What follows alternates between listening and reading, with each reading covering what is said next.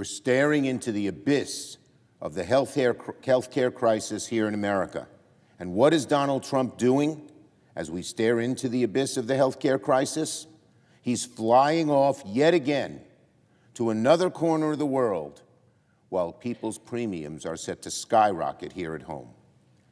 He shut down the government, Trump has, for 23 days, the second longest shutdown ever, by refusing to negotiate with Democrats. He's bulldozing the East Wing of the White House to make way for his own ballroom. His own Justice Department is getting ready to cut himself a personal check to Donald Trump for $230 million out of taxpayer money when health people are suffering in terms of their health care premiums. Mr. President, we're staring into the abyss of the health care crisis here in America. And what is Donald Trump doing as we stare into the abyss of the health care crisis? He's flying off yet again to another corner of the world while people's premiums are set to skyrocket here at home. He shut down the government, Trump has, for 23 days, the second longest shutdown ever, by refusing to negotiate with Democrats. He's bulldozing the East Wing of the White House to make way for his own ballroom. His own Justice Department is getting ready to cut himself a personal check to Donald Trump for $230 million out of taxpayer money when health people are suffering in terms of their health care premiums. And then he caught trying to push a nominee with proud Nazi and racist views. And again, we're in the middle of a health care crisis that will decimate tens of millions of Americans. But Donald Trump doesn't seem to want to touch the topic with a 10-foot pole, and has decided to fly off to another country yet again without negotiating with Democrats. Leader Jeffries and I asked him to sit down and talk with us. We said, we need to talk. He refused.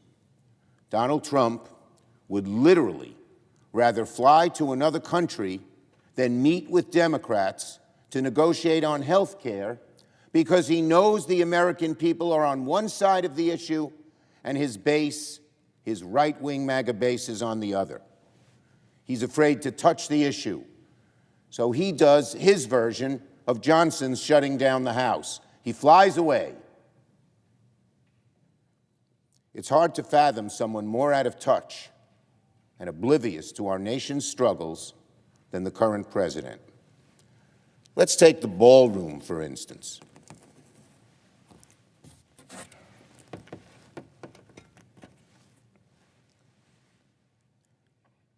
This is the image Donald Trump doesn't want America to see. This is the picture Donald Trump told his people to hide from the American people. And do you know what the picture represents? It's not just the desecration of the White House. It shows that Donald Trump is not focused on fixing health care, but rather on vanity projects like this one that don't do anything to benefit the American people. They only benefit Trump and his ego. Donald Trump is telling the American people, no Medicaid for you. The ballroom for me. Americans are appalled at these images. A YouGov poll this week found that 50% of Americans oppose this ballroom project, only 33% in support. To Americans, the image of Donald Trump adding a wrecking ball to the White House is a symbol for what he is doing to the whole country. Yes, this image Americans are seeing, and they don't like it. They don't like it. I asked my Republican colleagues, where are you? But frankly, the East Wing teardown is not the only thing Donald Trump is focused on instead of fixing health care. He is also using the presidency to enrich himself.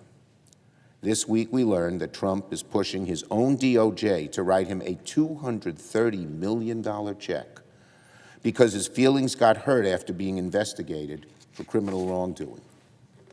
While Americans are agonizing over health care, Donald Trump is using the presidency to reach into the taxpayers' till and put money in his own pocket.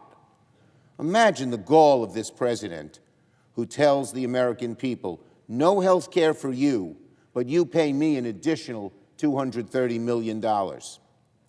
Again, I ask my Republican colleagues, where are you? And again, I don't expect Republicans to oppose Donald Trump very often, but they should be outraged by the way he's pillaging the DOJ to enrich himself. And finally, Americans are all getting awfully fed up with the Trump administration's incompetence, corruption, and chaos. And the data shows it. A few days ago, a Gallup poll showed movement you rarely see among the electorate in a short amount of time. Democrats' party ID is now 7 points higher since the start of the year. 7 points higher. It was even with Republicans. Are you a Democrat or Republican? When Trump took office, it's now plus 7 Democrat. You rarely see that kind of movement for that kind of number so quickly. It should be an immediate red light warning to my Republican colleagues. To quote the pollster Harry Enton, who works for CNN, I was shocked to see how Democrats have gained on party ID per Gallup. Democrats lead by 7 points versus a tie at the start of the year. Looks a lot more like the 2018 cycle than 2022. Indeed, Democrats have gained House seats in all midterms since 1990, when party ID looks like what Gallup has. That's Harry Enton, not me. But you don't need a political genius to understand why these numbers are moving.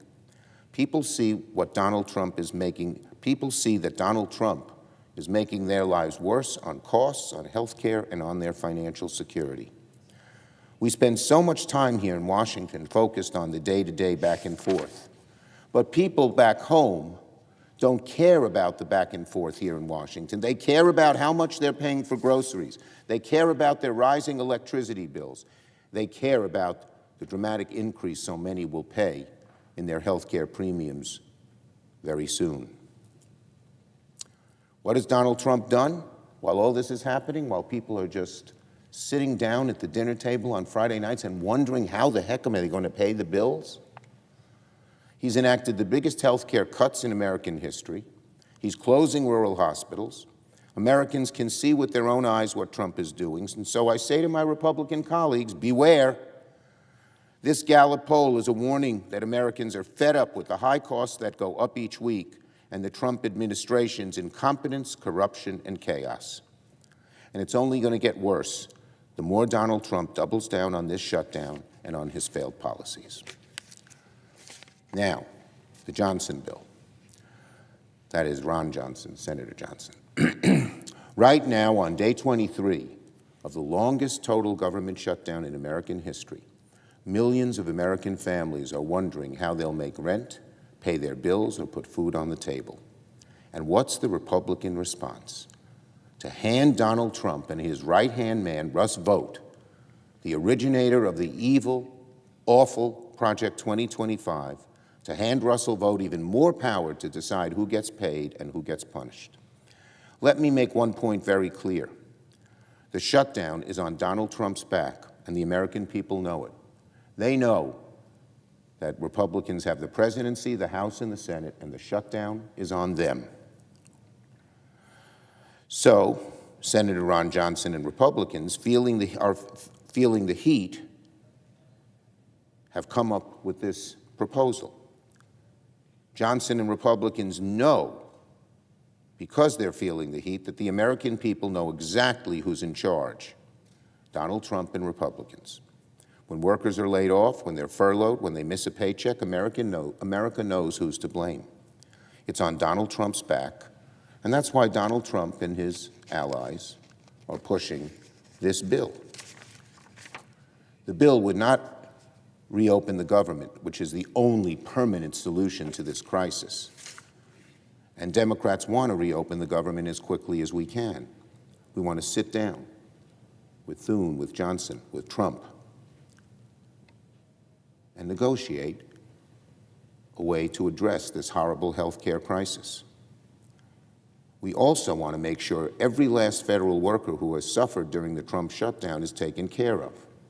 So that's why Democrats are offering two solutions that actually include all of our federal employees, not just the ones the president picks and chooses.